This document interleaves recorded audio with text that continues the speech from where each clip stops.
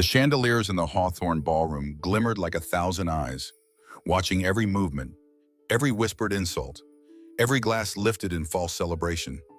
Ethan Cole stood beneath their light, not as a guest, not as an ornament, but as a groom, dressed in ivory and hope. Yet hope shattered quickly when he saw the table reserved for his father. A simple card rested there, printed in elegant black letters that cut like a blade. Daniel Cole, low-educated fake dad. The laughter began softly, a ripple across linen-draped tables, until it swelled into a cruel chorus. Forks paused mid-air, champagne flutes trembled with mirth, and the Hawthorne family leaned back in their work-tailored chairs, proud of the spectacle they had created. They had always known how to perform cruelty with grace. Daniel sat rigid, his broad shoulders hunched inside the same tawa he had worn at job interviews and court hearings. A department store jacket that never quite fit. His hands, scarred from years of concrete and steel, rested uneasily on his knees. He lowered his gaze, avoiding the sting of polished shoes and mocking eyes. Then, with a quiet gesture, he turned the nameplate over and slid it flat against the tablecloth. For a moment, silence wrapped around him. He pushed his chair back, preparing to leave the ballroom and the humiliation behind. But Ethan saw, he always saw, from the head table, surrounded by crystal glasses and stage perfection. Ethan rose, his pulse hammered in his ears, yet his steps were steady as he crossed the golden floor toward the man who had raised him. Murmurs spread like wildfire, confusion and disbelief mixing with smug delight. No one expected interruption. No one expected defiance. Ethan reached Daniel and placed his hand firmly over the calloused fingers that once held him steady on a construction site beam, once tucked him into bed after night shifts at the store. His voice was low but clear, carrying across the hall like a verdict. "We are leaving, Dad. I don't need a family that mocks the only man who ever stood by me." The ballroom froze. The orchestra faltered. The polished smiles of the Hawthorne family stiffened, as if their jaws had locked mid-laugh. Chairs scraped against marble as guests turned, their curiosity slicing through the heavy air. Andrew, the wealthy groom chosen by privilege, stood speechless at the far side of the room, his eyes darting between his humiliated in-laws and the man who had just shattered the script of the evening. Daniel's breath caught. He had imagined walking quietly out, fading into the city like a shadow. Instead, his son held him upright in front of hundreds, not ashamed, not hesitant, but proud. For Ethan, love was not in chandeliers or champagne, it was in loyalty, even when loyalty demanded courage. They walked together toward the exit, past tables still heavy with untouched food and wine, past whispers that tried to stitch meaning into what had just happened. Each step rang louder than music, louder than the applause that never came. Ethan's hand never loosened from his father's. The doors closed behind them with the weight of defiance. And in that silence, the wedding became something else entirely, not a union, but a rupture, an unforgettable fracture in the gilded image of the Hawthornes. What began as a night of luxury ended as a revelation. Pride built on cruelty is fragile. It crumbles when confronted with truth and love that refuse to bow. Ethan understood it in that moment, and Daniel, though shaken, felt the smallest ember of dignity rekindled in his chest. This was no longer about a wedding. It was about a son who refused to let shame define his father, and a father who, despite scars and ridicule, had given everything without expecting applause. That night, beneath the chandeliers, Ethan's decision drew a line no family name or fortune could erase. Love is not measured in wealth or titles. It is proven in the moments when one hand refuses to let go of another. If you believe stories like this deserve to be told, subscribe to Heart Story and join us. Because every act of courage, every stand against cruelty, has the power to change how we see family and ourselves. The city lights outside the apartment flickered faintly, neon bleeding into cracked walls that had once been Daniel's shelter for Ethan. They had walked out of the grand ballroom into the cold, into silence, into the same streets where loyalty mattered more than chandeliers. Now father and son sat across from each other at a kitchen table that still bore scratches from Ethan's homework years before, both too stunned to find words. Daniel kept staring at his hands, the same hands that had carried bricks and groceries, the same hands that had turned the nameplate upside down as if to bury the insult. He wanted to say he was sorry for embarrassing his son, but he could not make the words come. Shame and pride fought inside him, each breath unsteady. It was Ethan who broke the stillness. Without hesitation, he reached into his jacket and drew out his phone. His fingers moved quickly, pulling up a recording saved days earlier. The screen glowed between them, and suddenly voices filled the small room, clear and merciless. Andrew's laughter, sharp and rehearsed, rang out. He can barely read the menu. Imagine him pretending to be a father at our table. Don't worry, I've arranged something amusing. The nameplate will say it all. A chorus of chuckles followed, the voices of the Hawthornes echoing with satisfaction. Then Andrew again, this time lower, more calculated. Ethan's not love, he's convenience. A nice ticket to diversity points. My parents adore the optics. Do you think I'd ever truly choose him? The words sliced through the apartment, each syllable heavier than the next. Daniel recoiled as though struck, his chest tightening, but Ethan kept the phone steady, forcing the truth into the open. His throat trembled, yet his voice remained steady. I knew something was wrong, Dad. I saw the card before the ceremony. I just needed to be sure. Now I am. They never just insulted you. They insulted me too. Everything I believed we were building was a performance. The air thickened. Daniel's eyes burned, not just from the betrayal, but from guilt that his son had endured it. Ethan, he began, but Ethan lifted his hand, not to silence with anger, but with finality. There was more. Ethan leaned back, his shoulders heavy with the weight of secrets carried too long. I didn't sign the prenup. They thought they had me bound, but I never gave them that power. I kept waiting, watching, because I wanted to know if Andrew's love was real. It wasn't. He paused, then allowed the faintest glimmer of hope to reach his voice. And before any of this happened, I had already chosen a different path. Leo and I, we built something together. A startup, sleepless nights, endless code, the kind of dream no one believed in until it became too large to ignore. Last month, Google bought it, tens of millions. Dad, more than enough to free us from anyone's pity. Daniel blinked hard, stunned, his rough exterior breaking under the enormity of his son's revelation. The boy he once tucked into bed, the young man mocked as a mere accessory, had carved his own destiny with brilliance and resilience. Pride swelled, tempered with sorrow for every year he had doubted himself unworthy of standing beside his child. Ethan placed the phone flat on the table. The screen gone dark, but the echoes still ringing. They thought wealth gave them the right to humiliate. They thought education was a crown only they could wear. But tonight proved something else. Dad, knowledge, kindness, loyalty, they don't come from birthright. They come from choice. And we chose each other. Daniel finally lifted his head, his eyes, lined by decades of struggle, softened. He saw not only the son he raised, but a man shaped by endurance, sharpened by truth, and guided by integrity. Ethan's voice carried a quiet resolve that no ballroom could erase. Outside, the neon still flickered, indifferent to triumph or shame. Yet inside, in that small room where betrayal had been exposed, a deeper understanding settled between father and son. They would not be defined by the cruelty of others. They would be defined by the courage to face deceit, to walk away, and to hold to values that wealth could never buy. In the end, education is not measured by diplomas or family names carved into marble halls. It is measured by how one treats others when given the chance to dominate. True wisdom is never about humiliating the vulnerable, but about recognizing dignity in those the world too often overlooks. That was the lesson neither Daniel nor Ethan would ever forget. Morning arrived with the pale light of Chicago breaking across glass towers. The city was busy with its usual rhythm, but for Ethan and Daniel, The day carried a weight no one else could see.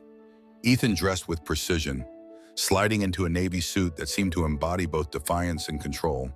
Daniel, still uneasy in formal clothes, followed quietly, wondering what his son intended.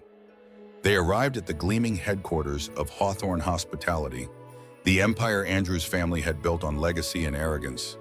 The polished marble floors reflected the power plays that usually happened within those walls. Secretaries whispered as Ethan strode past them. His presence no longer that of a dismissed groom, but of someone who carried authority. Daniel walked beside him, overwhelmed by the contrast. Yesterday, a man humiliated at a wedding. Today, standing inside the fortress of those who had mocked him. Inside the boardroom, the Hawthornes gathered around a long mahogany table, their expressions drawn tight. Andrew sat among them, jaw tense, still wearing the confidence of someone who believed he controlled the narrative. But when Ethan entered, a subtle shift unsettled the air. He did not come as a guest or a supplicant.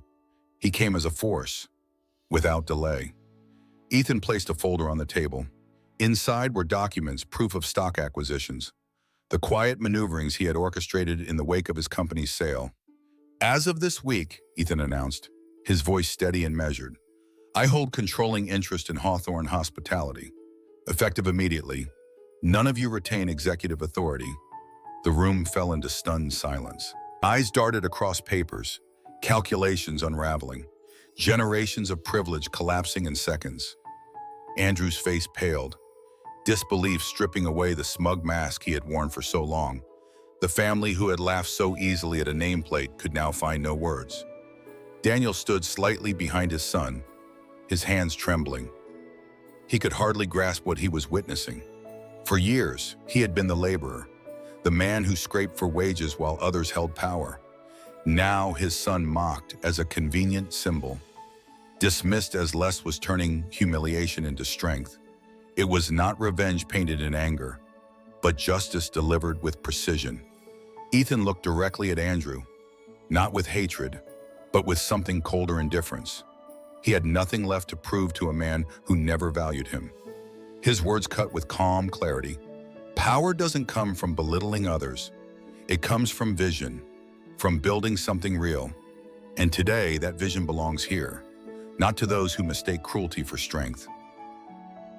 Daniel's chest tightened, but not from shame. For the first time, he felt his years of sacrifice reflected back in triumph. His son was not only standing tall, he was reclaiming dignity for them both. In that moment, Daniel realized that silence at the wedding had not been weakness. It had been the pause before a storm his son would unleash with strategy instead of rage. The Hawthornes, stripped of titles and stripped of certainty, sat in stunned defeat. Ethan closed the folder, gathered his papers, and signaled to his father that it was time to leave. They walked out of the boardroom much as they had left the ballroom, side by side. Only this time the silence behind them was not mockery, but awe. What they carried from that room was more than authority. It was the proof that strength does not need cruelty to be visible. Ethan had chosen to honor his father not with angry words, but with actions that reshaped the balance of power. The lesson was stark but simple. Wealth built on arrogance may shine for a while, but it fades when confronted by resilience born of struggle. True leadership is not the inheritance of a name, but the ability to protect dignity where others try to strip it away. That morning, Ethan showed that justice, when grounded in integrity, can transform even the deepest wounds into a foundation for respect. Weeks passed, and the shock of Ethan's takeover spread quickly through Chicago's business circles. Headlines captured the fall of the Hawthornes, but Ethan was not interested in headlines. While others whispered about power and retribution, his focus shifted towards something deeper. He knew wealth, if left to arrogance, only repeated the same cruelty he and his father had endured. What he wanted was transformation. The announcement came on a clear afternoon. Journalists, students, and workers filled the hall of a renovated convention center, their anticipation buzzing like an electric current. On the stage stood Ethan, tall and composed, the navy suit replaced with something simpler but dignified. Beside him was Daniel, adjusting the collar of his shirt nervously, unused to the gaze of so many. Ethan stepped forward to the podium, his voice carrying without effort. Today is not about revenge. It is not about wealth or titles. It is about honoring the man who gave me everything when he had nothing to spare. He gestured toward his father, who froze for a moment under the weight of attention. This is Daniel Cole. To many, he was just a laborer, a man with no degree, no fortune. To me, he was everything: trust, patience, and a home when the world turned its back. Gasps and applause mingled in the air. For Daniel, each clap struck his heart with disbelief. He had been mocked in marble ballrooms, ignored in construction yards, but now his name was spoken with reverence before hundreds. His eyes burned as Ethan continued, "To ensure that others like him are not dismissed. Today I am establishing the Daniel Cole Scholarship Fund. Its purpose is simple: to give children of laborers and workers the education they deserve, so that no one ever again will be told they are less because of where they come from." The room erupted, people rising to their feet, cameras flashed. But for Daniel, none of that mattered. What mattered was the young man beside him who had turned pain into generosity, who had chosen to create a legacy not of bitterness, but of opportunity. Daniel felt his knees weaken as tears welled in his eyes. All the years of exhaustion, the humiliation at the wedding, the sting of being labeled a fake dad dissolved into something entirely different. He was no longer a symbol of ridicule. He was the foundation of a story that would help countless young people rise beyond limits set by others. Ethan moved from the podium, guiding his father to the front. This scholarship bears his name because he represents the truth too often forgotten. Greatness does not begin in wealth. It begins in sacrifice, in love, in the willingness to keep going when the world tells you to stop. The audience stood in unison, applause shaking the hall. Daniel could no longer hold back tears. They slid down the creases of his weathered face, each one carrying away the shame he had once felt. For the first time, he believed his life had been more than survival. It had been a gift, passed on to a son who now multiplied it for others. When the noise finally softened, Daniel whispered to Ethan, though the microphone caught his trembling words, "I never imagined this, son. I never thought my name would stand for anything but struggle." Ethan smiled, his expression steady. "Your struggle became my strength, and now it will be theirs too." That night, as the crowd dispersed and the city lights shimmered against the skyline, Daniel walked beside his son with a heart lighter than it had ever been. He was no longer defined by the insults of strangers. He was defined by the lives about to change through a scholarship that carried his name. And in that truth rested a lesson: dignity grows when kindness becomes action. Titles and fortunes fade, but when sacrifice is honored with compassion, its impact stretches far beyond a single lifetime. Years move forward, yet the memory of that night in the Hawthorne ballroom remained etched into Daniel's mind.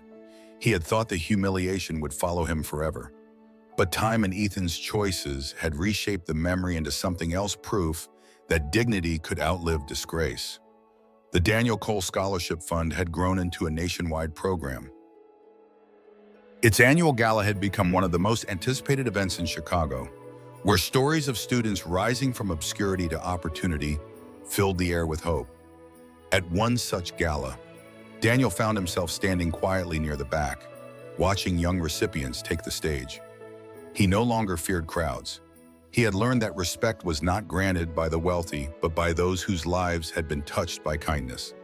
As he admired the celebration, a familiar figure approached. Stephanie Hawthorne, Andrew's sister, moved carefully through the guests. Gone was the arrogance of her family's old reputation. Her posture carried something rare: humility. When she reached Daniel, she lowered her head, voice unsteady. "My daughter received a scholarship from your fund. She doesn't know our history, and I won't burden her with it. But I know, and I am ashamed of how we treated you that night. I came here to thank you." Daniel paused, searching her face for insincerity. But what he saw was genuine remorse. He gave a slow nod, his voice quiet. "The past cannot be erased, but the future can always be written differently." Stephanie's eyes glistened as she whispered her gratitude once more before stepping away. For Daniel, the moment carried no triumph, only release. What once had been cruelty was now a reminder that even hearts bound by arrogance could change. As the evening continued, Ethan stood at the podium with Leo by his side, their hands linked openly. Years earlier, such a gesture might have been judged in silence, but tonight the room celebrated it without hesitation. Daniel's chest swelled as he watched his son, not only a successful businessman, but a man who had chosen integrity over power, love over appearances. Then came the final announcement. News outlets would spread it the next morning, but in that hall, Ethan revealed it himself. He had transferred 51% of Hawthorne Hospitality's shares into the scholarship fund. Gasps rippled across the audience. What could have been a tool of vengeance had become a foundation for education, a lasting tribute to the very values his father had instilled in him. Daniel's vision blurred with tears. He whispered, though only he and Ethan could hear, "I did not raise a billionaire, son. I raised a good man." Ethan turned to him with a smile that carried both pride and peace, while Leo squeezed his hand with quiet support.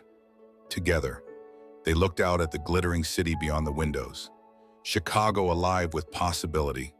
The legacy was no longer about wealth or revenge. It was about choosing to turn pain into purpose. Daniel realized that the truest inheritance was not money passed down, but kindness multiplied through generations. Now let me ask you, if you were Ethan, standing in that ballroom years ago, would you have walked away with your father? Or would you have stayed silent? Share your thoughts in the comments below. And if this story moved you, don't forget to like, subscribe, and join us here at Heart Stories, where we bring you the stories that prove love, courage, and dignity are always worth remembering.